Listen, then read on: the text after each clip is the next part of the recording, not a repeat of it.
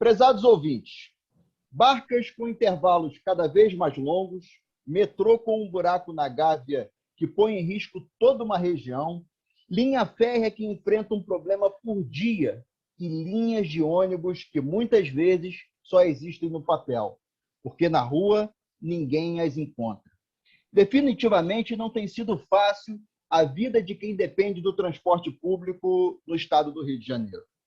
No programa de hoje, o deputado estadual Luiz Paulo, especialista com farta experiência nesta área, debaterá conosco a atual situação dos nossos transportes públicos. Meu nome é Ramon Melo e esse é o podcast RJ em Debate. Sejam todos muito bem-vindos ao nosso papo dessa semana, que você pode, inclusive, participar conosco através das redes sociais do deputado Luiz Paulo e do Zap 21 99951 45678.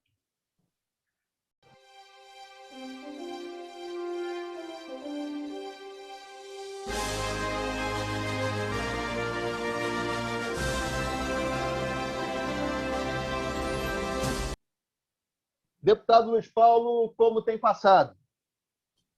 Tudo agora caminhando um pouco melhor, né? Visto que os indicadores de mortes, de contaminados, internações hospitalares devido à Covid-19 deram um bom arrefecimento, mas continuamos todos muito vigilantes, porque a pandemia ainda não passou, ainda precisamos ficar atento em relação ao distanciamento e o uso de máscaras.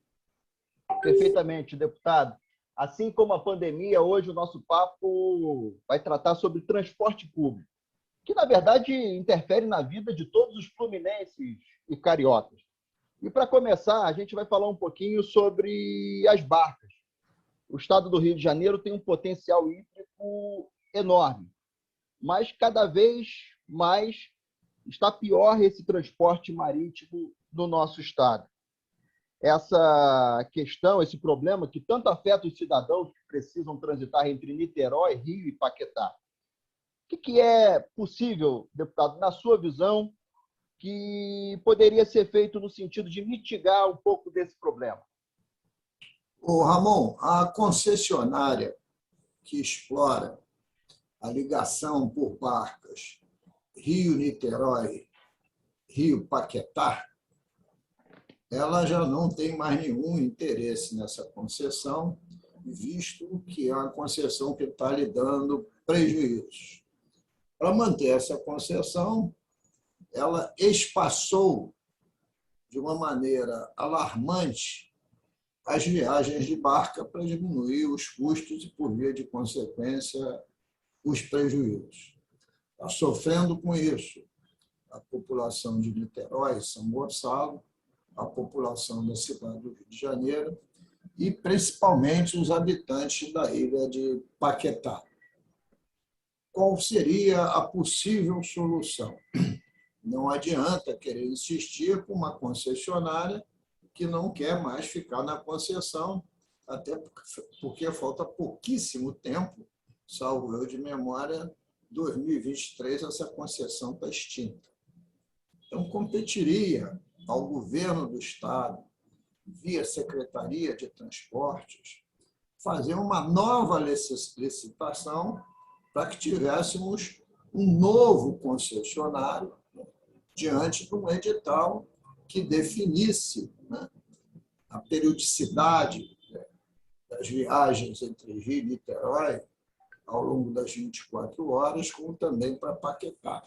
E também definisse como vai se dar a sustentação dessa nova concessão. Mas a velocidade de trabalho do governo do Estado é a mesma que a velocidade de um paquiderme ou de uma tartaruga. São lentíssimos. E nessa lentidão o problema se agrava. Mas o caminho é uma nova licitação, porque o Estado, de per si, não tem nenhuma capacidade de assumir a gestão do sistema marcas. Não tem pessoal, não tem absolutamente nada.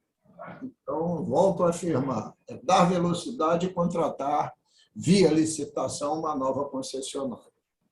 Deputado, talvez todos não tenham essa informação, mas o senhor é, na verdade, um grande especialista no ramo, no transporte, né? Tem mestrado, foi secretário de transporte na cidade do Rio de Janeiro, como vice-governador do saudoso Marcelo Alencar, conduziu a pasta da coordenação de infraestrutura e tocou muitas obras, inclusive a expansão do metrô até a Pavuna.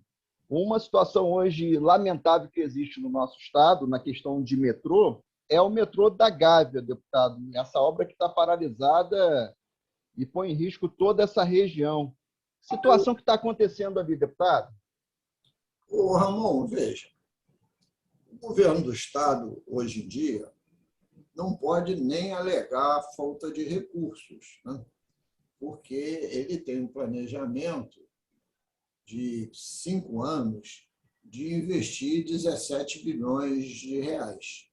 Ele tem recursos derivados da concessão da SEDAI à iniciativa privada.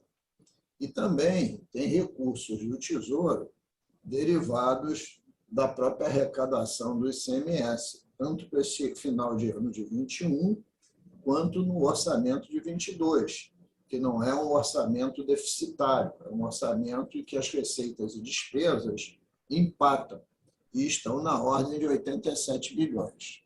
Então, o problema não é de recursos. Essa é uma obra inadiável, né? Você dá segurança, dá estabilidade àquela cratera imensa, né, que representa o local da futura estação da Gávea. Eu acho que essa é a obra mais emergencial do Estado. Agora, precisa resolver questões jurídicas entre a antiga licitação, né, e a licitante vencedora que está lá, que, ao mesmo tempo, foi pega na Operação Lava Jato e tem débitos com o governo do Estado. Precisa agilizar. Eu volto a dizer, o Estado trata essas questões com uma lentidão imensa. Enquanto isso, contrata os projetos relativos às contenções das paredes das escavações, né? Vai adiantando com tudo, tendo que o projeto básico para depois licitar isso tudo. Mas o que eu volto a dizer, o que vemos nessa questão específica não é correr atrás do dinheiro, é dar agilidade, né? E o governador, como sabe bem você, tem se dedicado muito a construir alianças políticas e criar secretarias, inclusive secretarias por decreto, né? Até que foi já objeto, né, essas criações espúrias de secretarias para ser cabide de emprego, a uma ação direta de inconstitucionalidade de minha autoria com o deputado Rubens Bom Tempo, que até você, como jurista, participou diretamente. Então, volto a dizer, problema similar das barcas, é da velocidade, para que depois, né, não fiquem se justificando mediante um sinistro que possa vir a ocorrer. O deputado, parece que na mesma linha vem a gestão do governador Cláudio Castro de forma temerária. E aí a gente pode falar um pouco também das linhas intermunicipais de ônibus e também dos nossos transportes sobre trilhos, que é o trem também, né? Que não sofre só com a precariedade. Hoje tem problema relacionado à segurança pública, como furtos de cabos, tráfico de drogas e, evidentemente, a falta de conforto mínimo para o usuário. Nesse sentido, deputado, o que, de repente, poderia ser feito pelo poder público, né, mediante a todo esse caos que já vem de longe? Poderíamos aqui reprisar de Brizola, né, que vem de longe em relação ao nosso problema também dos trens e ônibus no estado do Rio de Janeiro. Bom, Ramon, vamos separar. Primeiro, vamos conversar sobre o transporte ferroviário, né? A Supervia, que é a gestora do sistema, tanto a ligação da Central como Santa Cruz, também como a gestão da ferrovia que liga a Central do Brasil até a nossa Baixada Fluminense, até Japeri. A Supervia já veio mal há algum tempo e piorou as suas condições financeiras, principalmente, no período pandêmico, com a queda brutal que houve do número de passageiros. Qual foi a solução encontrada? Guarda similaridade com a situação das barcas. Se diminuiu o número de composições e fez os trens virarem trem paradores, não tem mais o trem direto. É um trem, por eventos, vem de Santa Cruz, parando em quase todas as estações. E o que acontece com isso? Aumenta o tempo de viagem. E os trens ficam cada vez mais cheios. Aí, quando a gente fala aqui do distanciamento de máscara, a gente tem que dizer, no transporte, só o uso de máscara. Distanciamento é praticamente impossível. E o mesmo acontece na nossa Baixada Fluminense. Aí o governador vem e anuncia, sem nenhum estudo preliminar, sem nenhum estudo de viabilidade econômica, uma ligação metroviária na Baixada Fluminense. Quando a primeira questão, e a questão maior, é fazer a ferrovia existente funcionar bem. Não funciona bem. Primeiro, porque a Supervia está mal das pernas. Então, tem que sentar com o governo do Estado, junto com a agência reguladora, e ver que acordo é possível de gestão. O que cabe ao Estado fazer e o que cabe em contrato à própria concessionária. A segunda questão é dar segurança aos diversos ramais ferroviários, porque é impossível continuar a ter roubos de cabos, interrompendo o sistema, quando todo mundo sabe para onde vai esses cabos, quais são as milícias que se encarregam desses roubos. Volto a dizer, uma incompetência total do governo do Estado. Um dos graves problemas hoje do sistema de transporte, e aí vale para barca, vale para metrô, vale para trem, vale para ônibus, é como vai ser o financiamento do sistema. Porque, em tempos antanhos, era fácil dizer, troca a concessionária. Mas se tem um sistema que está falido, não há concessionária para trocar, porque ninguém vai querer.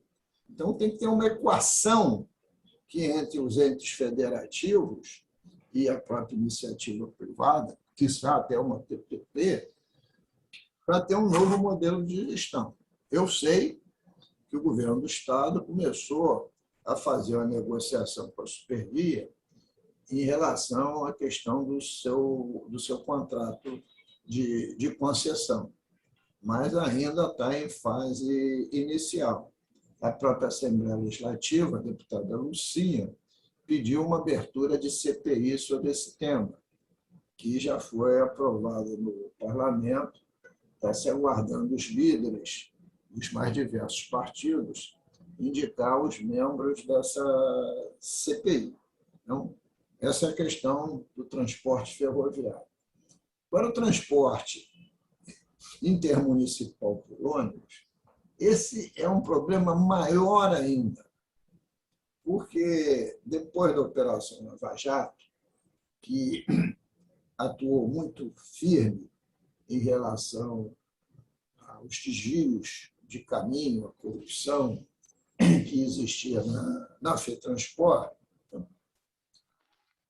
o filé mignon desse período foi embora. Né?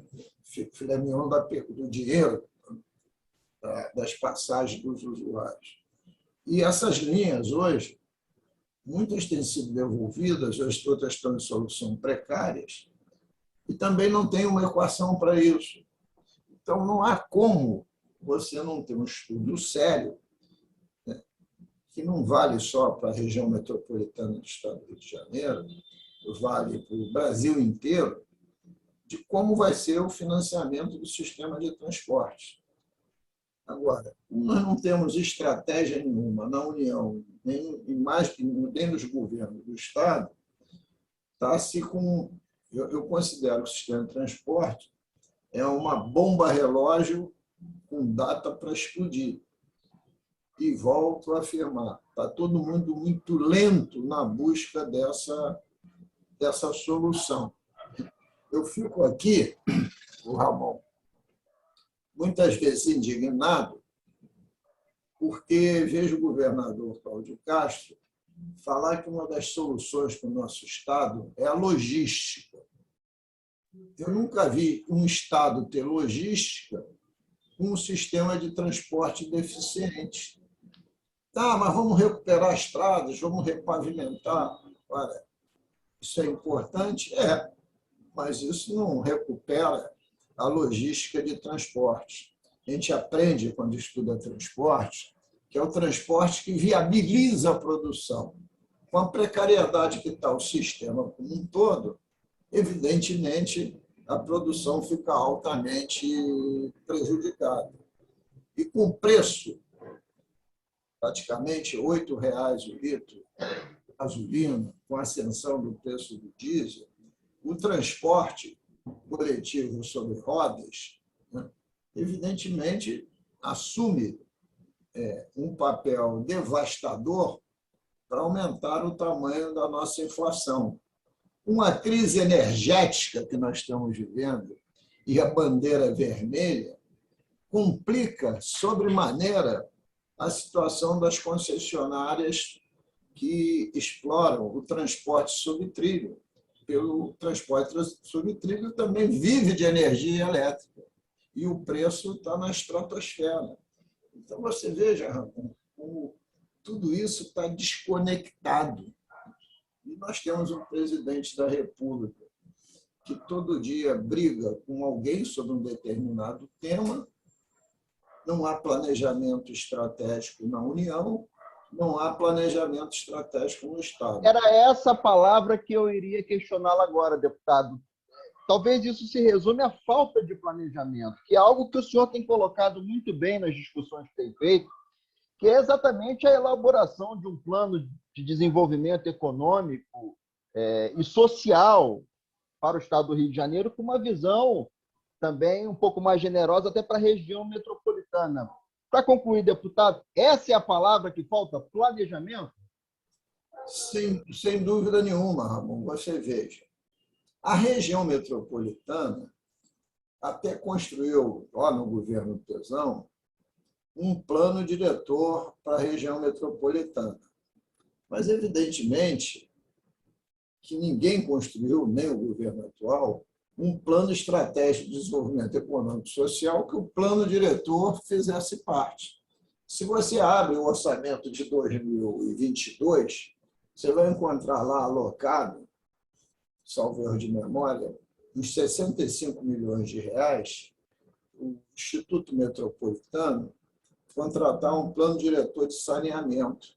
Não vai contratar um plano diretor de saneamento depois de já ter concedido toda a área de saneamento à iniciativa privada? Realmente, tudo é um despropósito, né? Por isso que eu volto a insistir. Quando o governador vem a público, eu tenho um plano, um pacto para o Rio de Janeiro, um plano de investimento para os próximos 5 anos de 17 bilhões, e você começa a analisar esse plano de investimento, nada tem uma visão estratégica. É um monte de investimentos arrolados sem ter uma planificação prévia. Por via de consequência, não vai acontecer. Passa a ser um blefe político eleitoral. E volto a dizer, o Estado do Rio de Janeiro precisa de logística. E logística é muita coisa, mas principalmente funcionar o seu sistema de transporte em todos os modos: aéreo, terrestre, aeroviário, de todos os modos, sem exceção. E aí eu puxo um capítulo de uma questão que você não colocou. Até No transporte aéreo, estamos vivendo um drama, porque vem a União, que é quem manda nos aeroportos, resolve fazer uma licitação que quer dar ao aeroporto Santos Dumont a função, quiçá de um dia, ter transporte internacional e aglutinar, né, a grande imensa maioria dos transporte aéreo de qualquer distância entre as diversas unidades federativas. Com isso, esvazia o Galeão e vai passar os voos internacionais, seguramente para outros aeroportos, tanto de Minas quanto de São Paulo.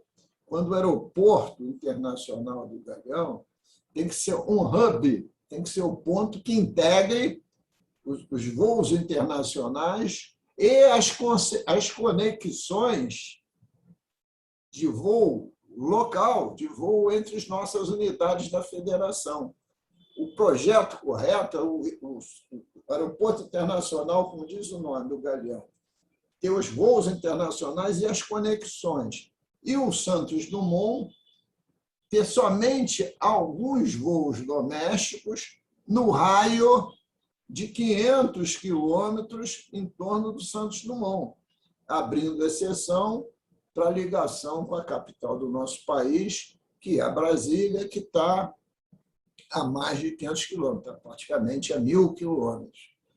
Isso é um vovó viu a uva, mas até isso a União quer desmontar baseado em quê? Em nada. Então, está tendo uma reação muito grande de segmentos da sociedade, inclusive do parlamento fluminense, contrário a essa proposta. Então, a logística também é isso, também é a aviação. Então, e aí, Ramon, eu não gosto de nominar, mas tem que nominar. O governador faz política com coisas sérias. Com todo o respeito que deve ter todo ser humano, não pode botar como secretário de transporte um secretário que não é do ramo, que nunca ouviu falar disso na sua vida. Isso não pode dar certo. Então, a ótica do governador, com raríssimas exceções, é pensar na sua reeleição e não numa estratégia de desenvolvimento para o Estado. Bom, deputado, então está faltando bom senso e competência na gestão do nosso Estado e no governo federal, fundamentalmente. É por isso que a gente precisa sempre da sua voz firme lá na Assembleia para poder apontar caminhos aí para o nosso Estado. Olha, foi muito bom conversar com o senhor, deputado. Lembrando que o ouvinte pode participar através do nosso WhatsApp, que é o 21 99951 45678. E vamos agora ao nosso quadro Bola Dentro e Bola Fora, um destaque positivo e outro negativo da semana que passou.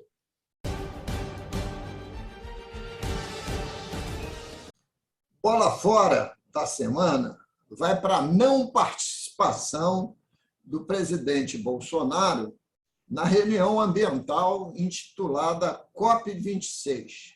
Ele enviou apenas um vídeo para lá, que foi exibido antes da fala do ministro do Meio Ambiente, Joaquim Leite, mas que ficou a nível da delegação brasileira.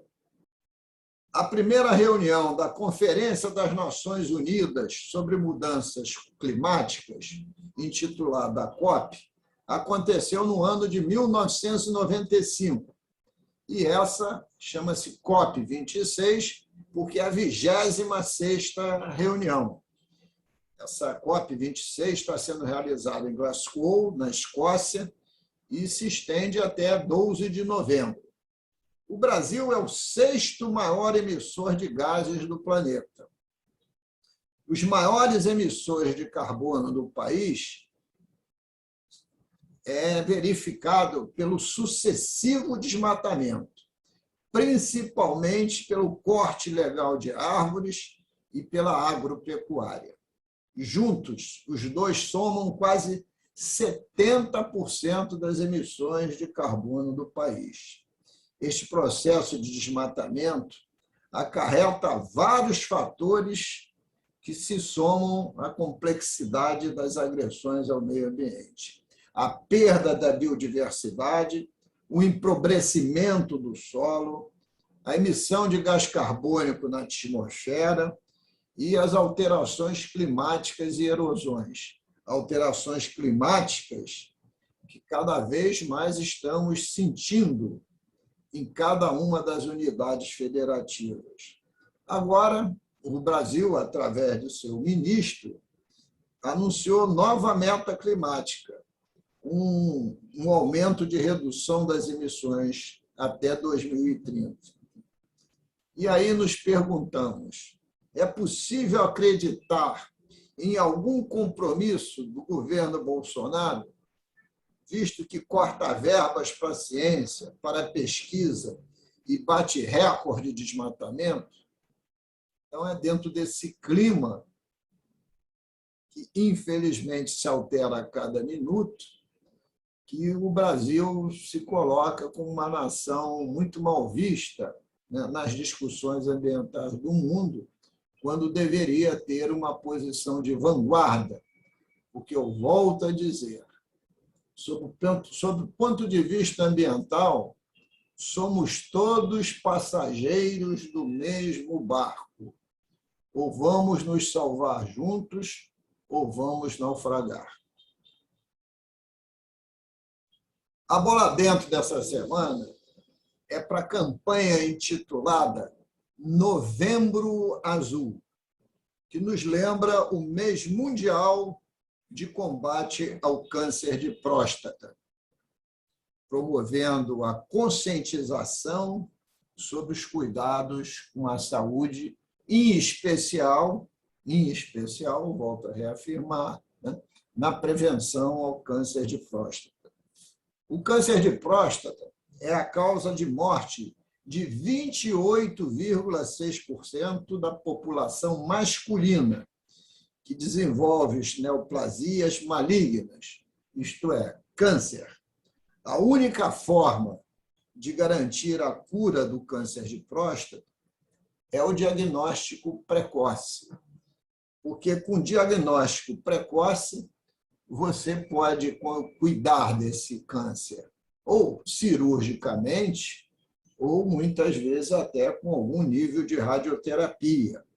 É muito importante que todos nós participemos ativamente da divulgação da necessidade imperiosa do exame precoce, informando a todos os nossos amigos e parentes sobre a necessidade da prevenção, principalmente aqueles que já completaram 50 anos ou mais.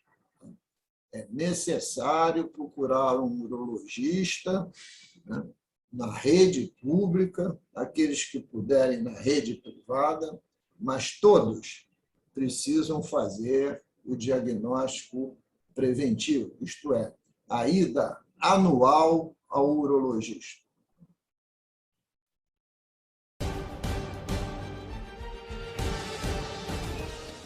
Obrigado a todos pela audiência em nosso podcast RJ em Debate. Estamos no ar semanalmente discutindo os principais temas do Rio de Janeiro e do Brasil. Até a próxima semana.